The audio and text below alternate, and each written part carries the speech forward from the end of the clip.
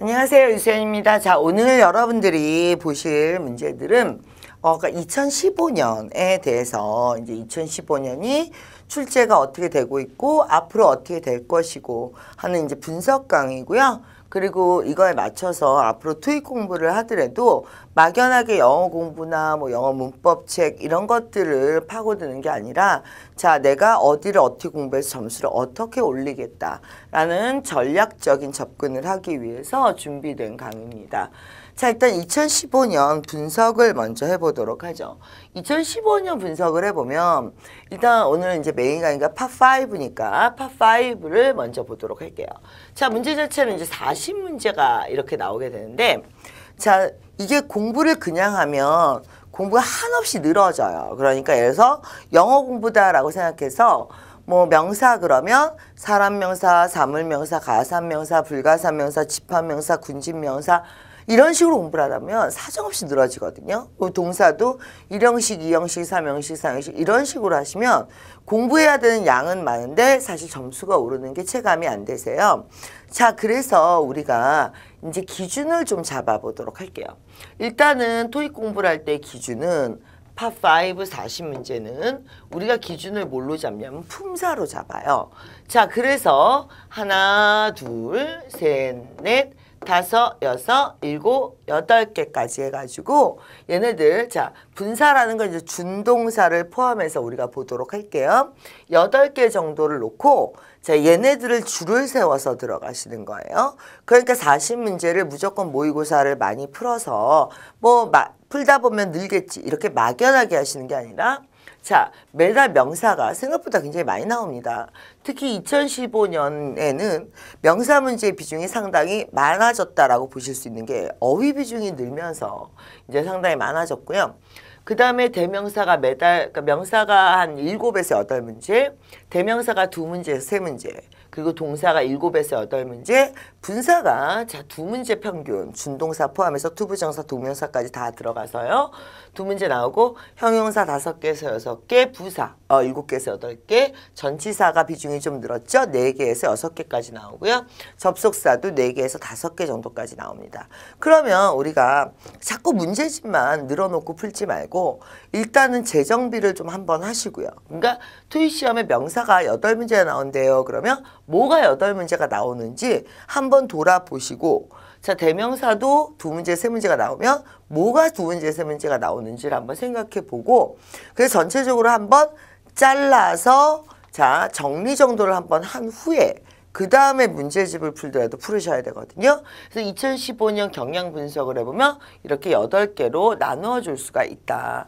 그랬을 때 여기 밑에 보시면 명사 그러면 명사 어휘 비중이 늘었다 그랬습니다. 그러니까 예전에는 이제 어휘가 한 3개, 문법이 2~3개 이렇게 나오다가 어휘 비중이 느는 바람에 지금 4개까지도 늘었죠. 그 다음에 이제 동사 같은 경우도 반반 정도 문법적인 거 왜냐면 시제나 태 같은 게 들어오기 때문에 반반 정도 어휘랑 이렇게 나오게 있죠. 이런 식으로 이제 우리가 한 번씩 생각하는 시간을 가질 필요가 있겠죠. 그래서 기간과 범위가 정확하게 나와야 공부라는 게 이제 목표를 갖고 할 수 있는 거니까 자 그랬을 때 2015년에 나왔던 문제들 중에서 가장 핫했던 문제들을 잠깐 보도록 할게요. 일단 이런 문제가 요즘 상당히 말이 많습니다. 그러니까 주어가 fuse 자 동사가 나오고요. 그 다음에 이렇게 전면구가 이렇게 나와요. 그럼 여기에 fuse가 타동사니까 목적어인 completion이냐 아니면 fuse가 자동사라서 부사인 completely냐 이런 걸 묻는 문제가 이제 등장하면서 여러분들이 굉장히 공부의 방향을 좀 잃은 느낌이에요. 왜냐면 예전 문제들은 무조건 찍기 바빴거든요. 그러니까 예전 문제들은 뭐 예를 들어서 예전 문제들 같은 경우는 뭐 올도가 나오면 답이에요. 뭐 디스파이스는 전치사고 올도는 접속사예요. 이런 식으로 딱딱 떨어지는 식이었어요. 그리고 시험에 나오는 단어들도 이미 정해져 있는 단어들이 나오기 때문에 기출 문제들을 많이 풀면 어느 정도 적응이 돼서 시험장에 들어가시는 형태였는데 요즘은 매달 한 2~3문제 정도가 자, 이 기출 단어를 외워서 무조건 들어가는 문제가 아니라 자, 논리적이거나 실제 수식 관계를 잘 잡아내거나 자, 실제 주어가 뭐야? 실제 목적어가 뭐야? 이런 관계를 자, 문장 내에서 잘 찾아내는 것들. 논리적인 거, 그 다음에 언어의 이런 판단력, 뭐 이런 식의 문제들, 아니면 상식적인 거, 뭐 이런 걸 묻는 문제들이 자, 갑자기 비중이 확 늘었어요. 그러니까 무슨 얘기냐? 퓨즈가 자동사냐 타동사냐를 외우고 시험장에 들어간 사람은 없어요. 만점자도 퓨즈란 단어를 어디서 많이 본 거지. 이 단어를 자동사인지 타동사인지 외우고 들어가진 않았다는 거예요. 그런데 이제 언어의 응용력이에요. 언어의 응용력. 이게 사실 가르치기가 훨씬 더 힘들어요. 그러니까 뭐 가산명사, 불가산명사 가르치는 것보다 이런 건 개인차가 심하게 나는 거기 때문에 이런 게 가르치기가 훨씬 더 힘든데 자, 이게 자동사인지 타동사인지 몰랐어. 그런데 자, 그래도 만점자들은 이걸 맞춰요. 걔네들은 도대체 어떻게 맞추는 걸까? 자, 걔네들은 이런 걸 평소에 연습을 많이 하는 거예요. 그러니까 자, 실제 목적어가 누굴지 생각해 볼게요. 이게 뭐 전선이나 이런 것들을 연결하는 거거든요. 근데 연결을 했다고 치고 그러면 생각을 해보세요. 실제 목적어가 추상명사인 completion을 연결하고 통합했을까요? 아니면 주어가 이제 A라는 클래스예요. A라는 클래스가 다른 클래스들하고 other 클래스들하고 연결이 되는 걸까요? 자, 그러니까 우리 제품이 다른 제품들과 자, 잘 연결이 된다 이렇게 얘기하고 싶은 건데 그러면 자, 지금 다시 한번 해볼게요. 이 동사가 실제 completion이란 추상명사를 목적으로 받았을까? 아니면 other classes,를 목적으로 받았을까를 네가 논리적으로 생각을 할 수 있는 힘이 있어야 된다는 거예요. 그래서 실제 목적어를 찾아봐야 됐어야 했는데 이런 거를 우리가 찾아보질 않아요. 그리고 대충 읽고 해석한 다음에 뭐 해석해서 얘가 답인 것 같아. 뭐 아니면 찍기. 뭐 동사 뒤에 뭐가 나와요. 이런 식으로만. 그러니까 이렇게 단순 접근이 안 먹히고요. 요즘 2015년에 이제 핫한 건 이 부분이에요. 특히 고득점자들한테 핫한 부분이 될 건데 단순 암기도 안 먹히고 단순 해석도 안 먹히고 실제 응용력 그리고 문장 내에서 연결관계를 잡아내는. 그러니까 오늘 답은 뭐란 얘기예요? 자, 연결했어요. 컴플리션을 연결한 게 아니라 다른 클래스를 연결한 거겠죠? 그렇다는 건 얘가 목적어예요. 전치사를 끼고 목적어가 나왔다는 건 얘가 자동사란 얘기죠. 그러니까 자동사와 전치사 사이에는 품사가 뭐가 들어가 있습니까? 부사가 들어가죠. 그래서 답이 부사가 들어가는 이런 문제. 그럼 이 동사가 또 나올 거예요. 퓨즈가. 또 나오겠습니까? 그게 핵심이 아니었잖아요. 문제가. 그러니까 여러분들이 평소에 흔히 쓸만한 단어들을 갖고 실제 문장에서 조합을 해낼 수 있느냐. 이런 것 때문에 실제 요즘 시험이 상당히 어려워지고 있다. 그러니까 예전에 비해서 어려운 단어가 나와서도 아니고요. 문법이 어려워서도 아니고요. 이런 언어 감각을 묻는 것 때문에 문제가 어렵고 그 다음에 이걸 어떻게 할 수도 없어? 뭐 미리 나올 걸 찾아서 외운다고 해결될 문제는 아니에요. 그러니까 여러분들이 알만한 단어를 주되 그걸 녹이는 걸 물어서 어려워졌다. 자, 그 다음에 이제 또 핫했던 문제가 find가 나왔어요. 오형식 동사네요. 나 오형식 동사 싫어. 자, 그렇게 공부하시면 안 되죠. 싫어도 해야죠. 자, 일단 3개만 딱 갑시다. 왜요? 어차피 토익 시험에 나오는 오형식 동사의 90%는 3개입니다. make, find, keep. 그러니까 다른 거를 틀렸으면 내가 이해를 해요. 오형식 이런 게 어려운 게 어려워요 라고만 하지 마시고요. 일단 최대한 가볍게라도 그럼 외워놓으세요. 그래서 토익 시험에 나오는 오형식 동사 make, find, keep. 그 다음에 목적어가 나왔죠. 그쵸? 그 다음에 이제 very 다음에 목적격 보어니까 형용사가 나왔을 텐데 그래서 attractive가 형용사예요. 그런데 지금 자, 3가지를 다 놓고 볼게요. 이게 이제 굉장히 나름대로는 논리적이라고 생각해서 얘는 내고 있는 건데 find 다음에 자, 목적어가 나오고 목적격 보어다 이거예요. 그랬을 때 목적격 보어라는 건 이 목적어를 수식해요. 그러니까 목적어의 상태를 얘기해요. 근데 목적어가 자, 추상명사. 추상명사는 보호 처리가 잘 안 돼요. 왜 그러냐면 그래서 여러분들이 비동사 뒤에는 형용사라고 배운 이유가 우리가 추상명사들은 보호 처리가 안 되기 때문에 자 그러면 얘는 빼시고요. 그 다음에 자 attracted 자 지금 이런 것도요. very attracted 하다 그러면 안 돼요. 자 attract은 목적어를 이런 걸 잡아냈어야 돼요. attract은 목적어 사람을 받아요. 그러면 자 목적어가 뭐여야 되는 거예요? 사람이 attracted한 거지. attract은 마음을 공략하는 거예요. 그러니까 물건을 공략하진 않아요. 물건에 마음이 없잖아요. 그러니까 attract 다음에 사람 목적어가 와야 돼요. 그러니까 얘는 사람 관련된 동사인데 지금 사람에 관련된 게 없거든요. variation이 사람은 아니에요. 그러니까 이 variation, color variation이 사람의 마음을 움직이는 attractive한 즉 목적어의 성향이 뭐하다는 거예요? 형용사하다 이런 거죠. 근데 옛날에는 그냥 어떻게 풀었어? 자, find 오형식이니까 목적어, 목적격, 보호 자리야. 이것도 틀려요. 이것도 틀려요? 근데 이제 여기서 한 걸음 더 나간 거죠. 더 나가서 뭐까지 들어온 거예요? attracted 분사형용사가 나오려면 근처에 사람이 있어야 돼. 여기까지 하나를 더 요소를 추가하는 거예요. 그래서 예전에 비해서 토익이라는 시험은 범위를 막 넓힐 수는 없어요.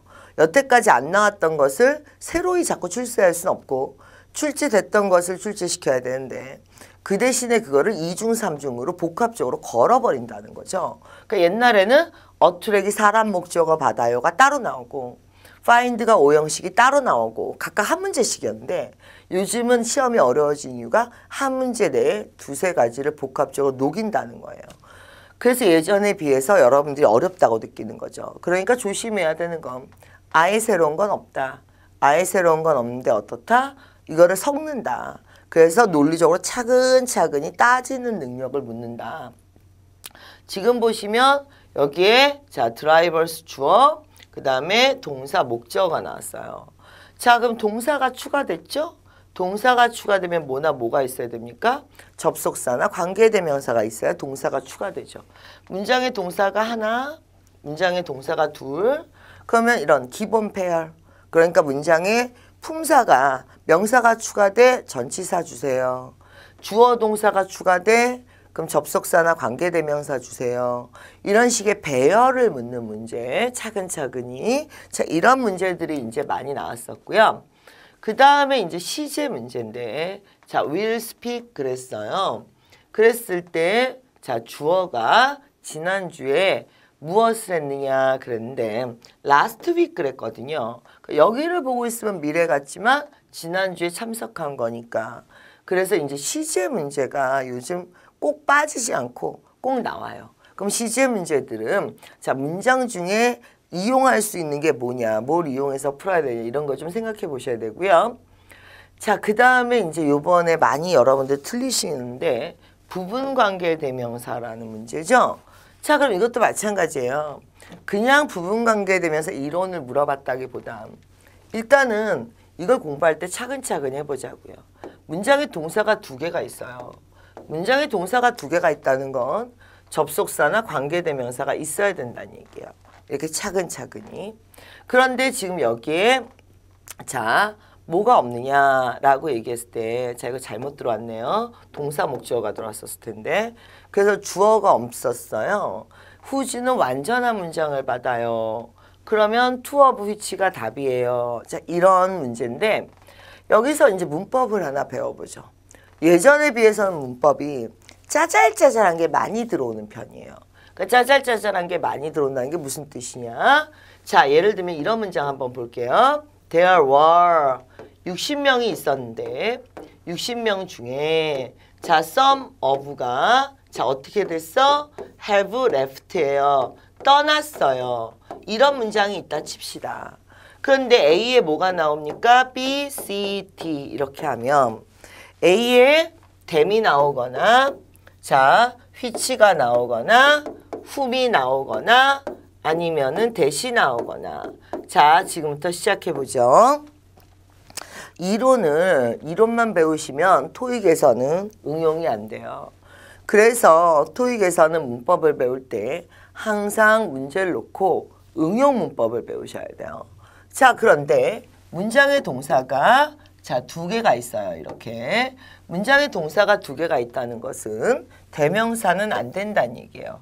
대명사는 동사 두 개를 연결을 못해요. 그 다음에 어렸을 때 배웠죠? 전치사나 쉼표 뒤에는 대시 못 나와요. 그러면 두 개가 남았거든요. 그런데 여기에 원래 뭐가 있었어요? and some of 60명 중에 누가 떠난 거야?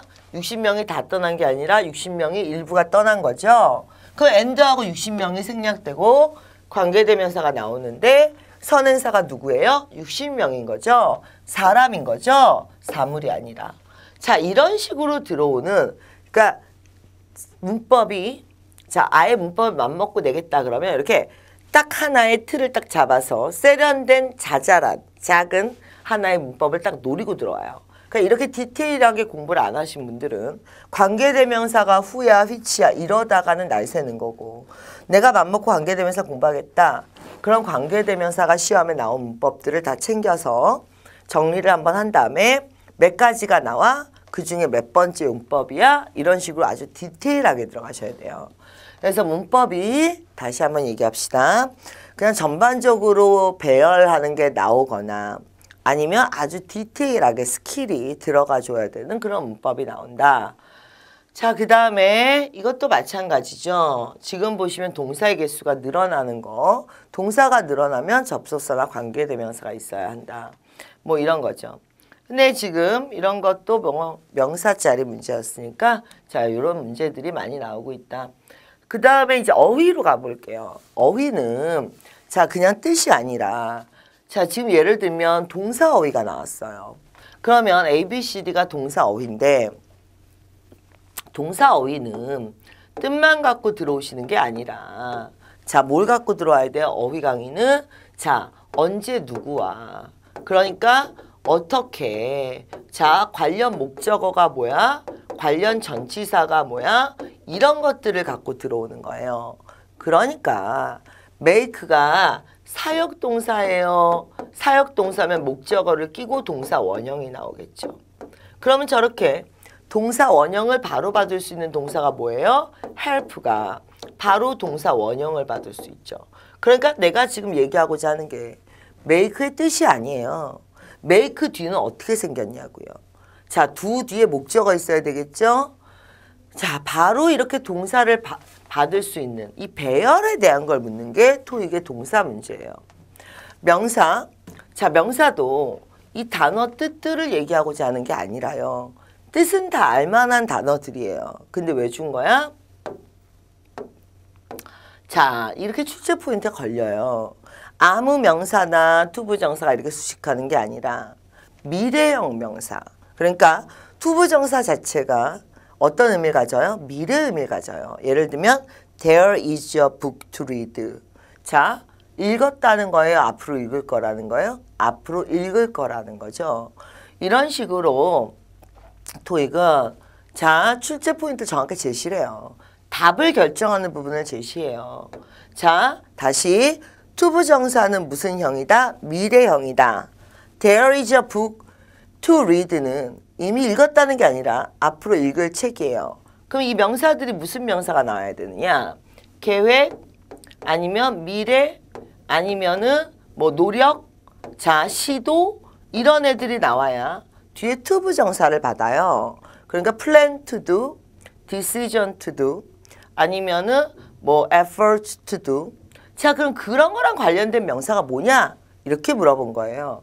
initiative가 어떠한 시도나 노력을 나타내죠. 그럼 이번 달에 initiative가 나왔어? 다음 달에는 plan 나오겠죠. 그 다음 달에는 뭐 decision 나올 거고 그 다음 달에는 effort 나올 거고 그러니까 to도랑 엮어서 출제시킨 거예요.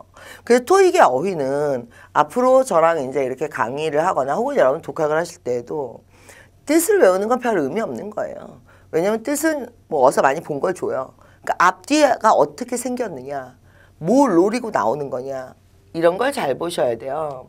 자, 지금 보시면 alive 자 그랬어요. 지금 뒤에 시간 명사가 추가됐어요. 자동사 뒤에 시간 명사가 추가되려면 전치사가 있어야 되는데 그죠? 자, 그런데 시간에 관련된 전치사 at이죠. at. 자, 이런 것도 차분차분히 하셔야 돼요. 오는 24시간 이상, 그러니까 하루 이상, 특정한 날짜, 특정한 요일. 그럼 24시간 미만, 그러니까 2시간, 3시간, 3시, 4시. 이건 애시죠. 그래서 24시간을 기준으로 24시간이거나 그 이상이면 온이고요. 24시간 이내면 애시죠. 그러니까 9시 그러려면 애시 나와야죠. 그럼 남은 게 뭐밖에 없으니까 이제 전치사니까 2개 중에 바이밖에 안 남는 거죠. 그러니까 이렇게 너가 많이 안다고 생각한 단어를 주는데 자, 굉장히 체계적으로 풀어야 된다는 거죠. 그러니까 다시 보실게요. 자, 대충 해석해서 뭉갤 생각하지 마시고요.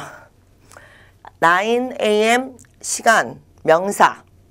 시간 명사가 자동사 뒤에 추가됐어요. 그게 1단계예요. 거기까지 생각할 수 있느냐가 실력이에요. 자, 그러면 자동사 뒤에 명사가 나왔어. 전치사가 필요해. 여기까지가 2단계예요. 여기까지가 생각할 수 있느냐. 그 다음에 ABC들 보면서 2개를 제꼈어. 그러니까 already 뜻이 뭐예요? already 뜻은 초등학생도 알아요. 너한테 뜻 안 물어봐요. 품사로 얘기하세요. 항상. 영어의 기본은 한국어 뜻이 아니에요. 영어의 기본은 8개의 품사로 구성된 언어예요. 그러니까 자꾸 한국어로 대답하지 마시고 8개의 품사로 얘기하세요.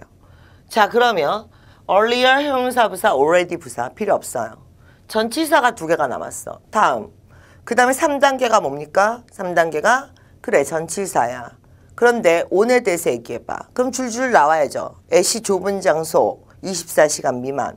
on이 어떤 표면 맞다음, 다음 면적 아니면 24시간 단위, 요일, 날짜 이런 식으로 나와야 된다고요. 그러면서 답이 이제 남은 게 뭐예요? by로 갔죠. 이런 식으로 이제 단순히 뜻이 아니라 already 도착했다 그러면 왜 안 돼요? 자꾸 그런 식으로 물어보지 마시고요. 장문하지 마세요. 글짓기 하지 마시고요. 정확히 출제 의도, 품사면 품사, 문법이면 문법 이런 걸 딱 떨어뜨리면서 들어오셔야 돼요. 자, 그러면서 지금 보시면 자, 주어 동사가 또 있어요. 그런데 이제 뭐 접속사, 어휘 문제 이런 것들도 이제 많이 나오고 있죠. 그래서 저랑 가볍게 이제 여기까지는 2015년도 문제들 한번 분석해 보신 거고요. 지금부터 준비를 하셔야 되는데 자, 40문제를 풀어야 돼요. 가장 중요한 거. 여러분들 이 토익이요. 갈수록 세련돼지고 있어요. 그리고 굉장히 체계적이에요. 여러분들은 공부가 주먹구구식이에요. 여러분들 스타일은 절대 토익에서 고득점이 나시기가 힘들어요. 상대는 체계적으로 덤비는데 너는 주먹구구식으로 뭉갠다고요. 그러니까 지금부터 특히 2015년 넘어오면서 트렌드를 얘기해봐라. 세련돼지고 있다는 거예요. 문제가. 시험은 태생적인 한계를 갖고 있어요. 예를 들어 나는 문법을 뭐 대명사에 5개, 관계대명사에 5개, 비교급에 7개 딱딱 뭘 물어보겠다. 리스트업이 되면 그 이상은 못 물어봐요. 그러니까 아예 새로운 문법이 나온다든가 새로운 어휘가 나올 확률은 없어요. 그런데 그걸 태생적 한계라고 그러죠. 그러니까 사람들이 자꾸 뭘 풀어보려고 해요? 기출문제를 자꾸 풀어보려고 하죠. 왜 나왔던 단어가 또 나올 것이고 나왔던 문법이 또 나온다고 했으니까. 그런데 문제는 아무리 그렇게 하셔도 실제 시험장에 가서 그걸 알아보는 눈이에요. 그러니까 이거가 보고도 나왔던 건지 풀었던 건지 몽롱해요. 그래서 실제 시험에서 순발력 있고 정확성이 있으려면 공부 자체를 똑부러지게 하셔야 돼요. 뭉개면서 들어오지 마시고요. 자, 이게 이제 2015년 문제가 갈수록 체계적이고 갈수록 세련되게 나오기 때문에 너도 세련되게 푸는 게 되게 중요해요. 그런데 그 대신에 좋은 건 뭐라고요?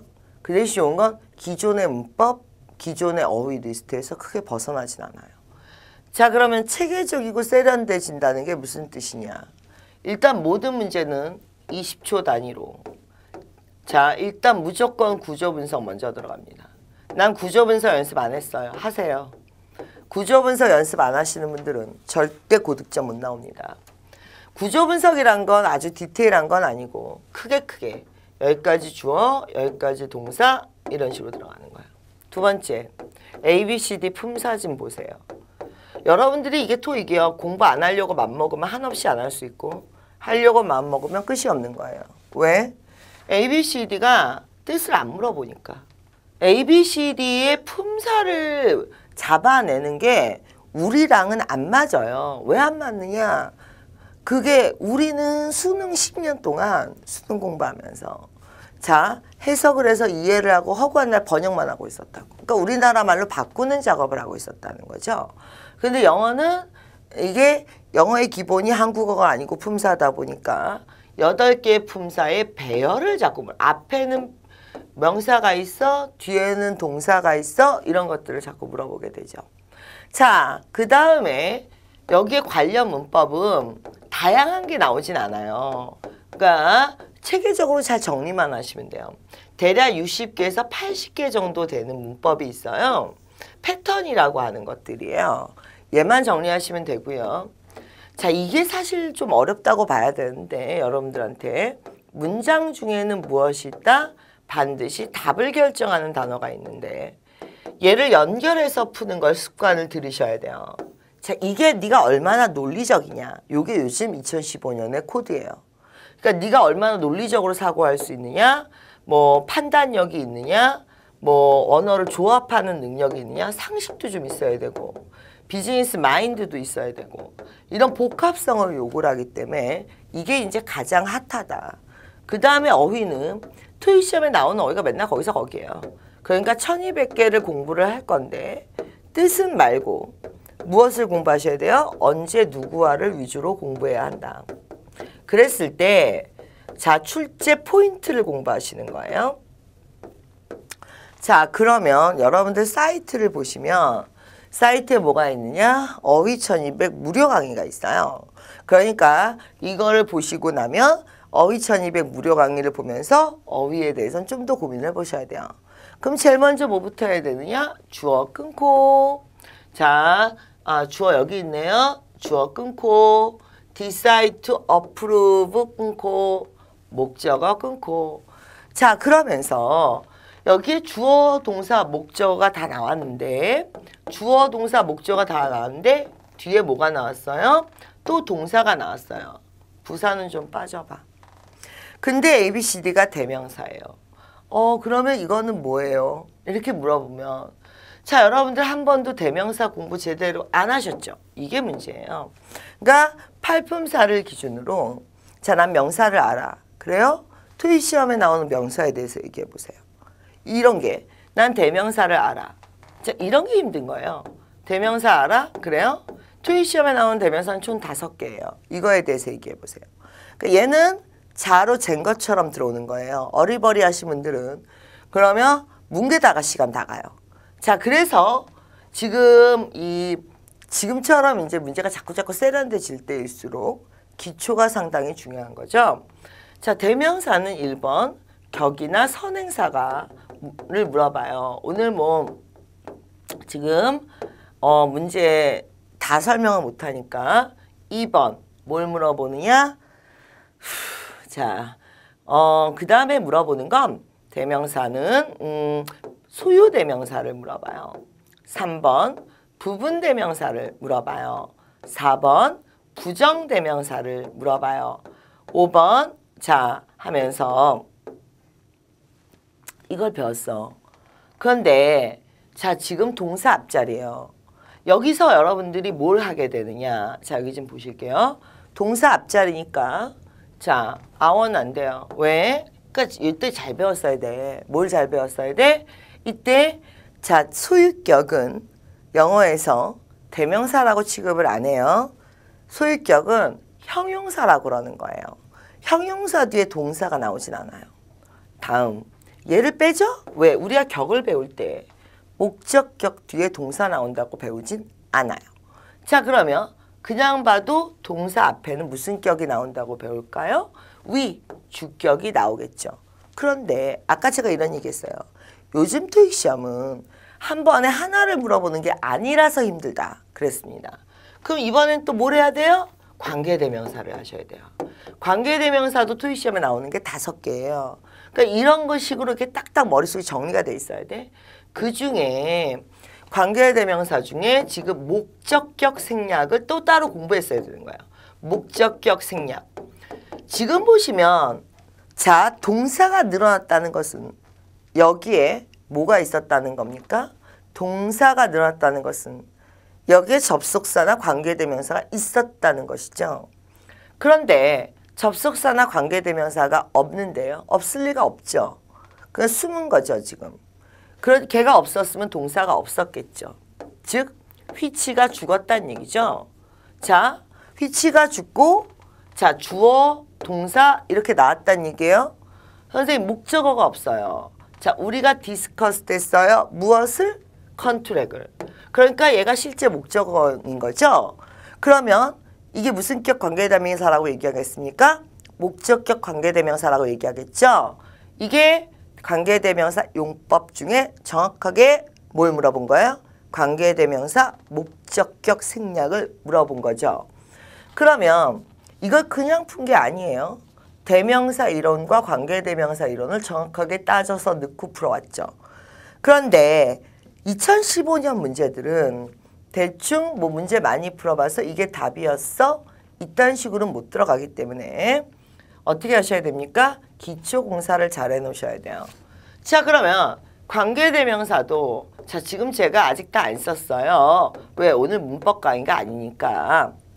그런데 관계대명사도 그냥 관계대명사 알아 하고 넘어가는 게 아니라 주격 관계대명사의 생략, 목적격 관계대명사의 생략, 아까 봤던 to of which 부분 관계대명사, 전치사 플러스 관계대명사, 그 다음에 ever, whichever, whatever, whoever 이런 식으로 시험에 지난 30년 동안 토익 시험에 나온 관계대명사가 뭔지 정리정돈을 좀 하고 그거에 대해서 머릿속 정리를 해놓고 들어가는 시간을 가지셔야겠죠.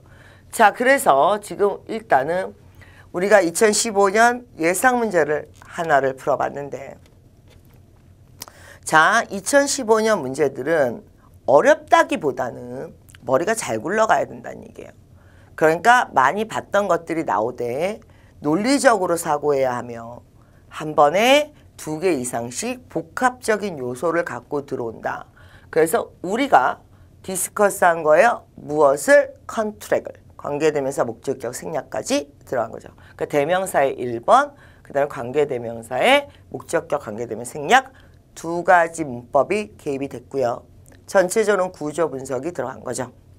자, 이런 식으로 여러분들 요새 그런 얘기 많이 들어보셨을 거예요. 토익은 문제 많이 푼다고 되는 게 아니다. 예전에는 문제를 많이 풀면 문제만 많이 풀어도 점수가 올랐어요. 근데 그건 옛날 얘기고요. 요즘은 문제 많이 푼다고 점수 오르는 거 아니죠?